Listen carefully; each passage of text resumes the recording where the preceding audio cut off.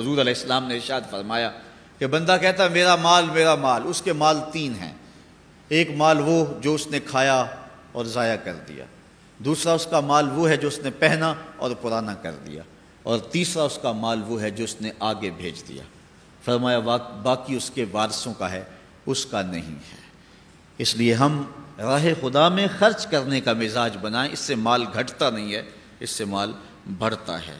بلکہ جب راہ خدا کے اندر ہم خرچ کرتے ہیں تو ہمارا جو دوسرا مال ہے وہ بھی پاک ہو جاتا ہے۔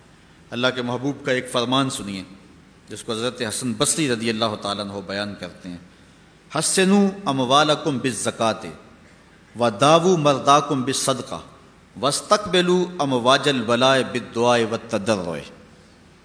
فرمایا کہ اپنے مال کو، اپنے اموال کو زکوٰۃ سے پاک کرو اور اپنے مریضوں کا علاج صدقے سے کرو، اور جب مصیبتیں اور بلائیں تمہارا رخ کریں تو پھر دعا سے اور اللہ کے حضور زاری سے اللہ کی مدد چاہو۔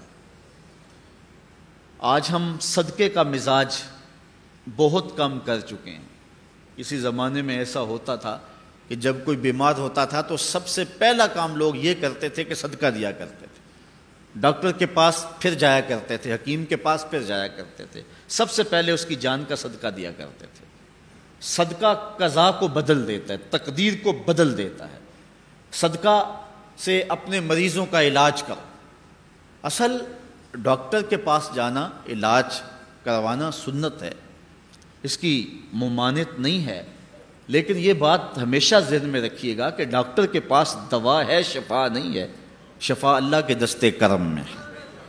اس لیے جب بھی بیمار ہو جاؤ تو پہلے صدقہ کرو اور پھر ڈاکٹر کے پاس جاؤ، اللہ اس صدقے کی برکت سے ڈاکٹر کی دوا میں شفا رکھ دے گا، کیونکہ شفا تو اس کے حکم میں ہے نا، چیزوں میں تو شفا نہیں ہے، وہ تو اس نے حکم جہاں دے دیا وہاں شفا ہے۔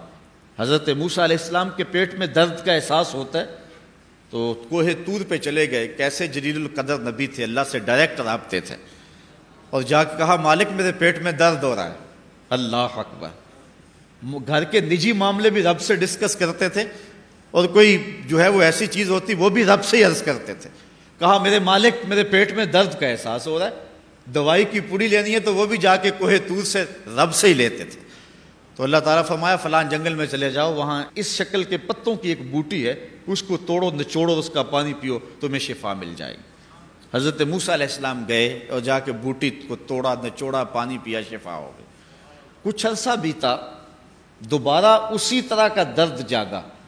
اب نسخہ تو ذہن میں تھا، کوہ طور پہ نہ گئے، اس جنگل میں چلے گئے اور جا کے بوٹی کو توڑا، اس کے پتے نچوڑے، پانی نکالا، پیا، لیکن درد اور زیادہ بڑھ جاتا۔ پھر دوبارہ آئے کوہ طور پہ، کہا مالک میں نے اسی درد پہ دوبارہ وہی بوٹی کا پانی پیا ہے لیکن درد بڑھ گیا ہے۔ کہا موسیٰ اب جو آئے ہو کوہ طور پہ پہلے ہی آ جاتے۔ تو عرض کی مالک بوٹی بھی وہی اور درد بھی وہی۔ فرمایا سب کچھ وہی ہے لیکن پہلے میرا حکم تھا، اب میرا حکم ساتھ شامل نہیں تھا۔ شفا بوٹے میں نہیں رکھی، شفا تو میرے حکم میں رکھی ہوئی ہے۔ اس لیے ڈاکٹر کے پاس جاؤ، حکیم کے پاس جاؤ، لیکن شفا اللہ سے مانگو کہ شفا ہمیں دینے والا وہ ہے۔ وہ ایک وسیلہ ہے، ایک ظاہری طریقہ ہے۔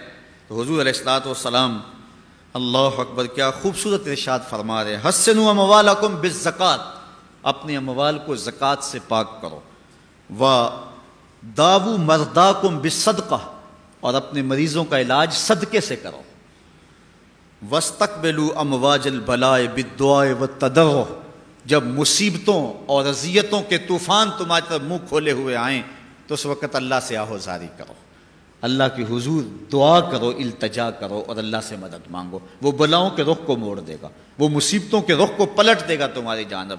لیکن جب تم یہ مزاج نہیں رکھو گے تو مصیبتوں پر مصیبتیں آتی رہیں گی۔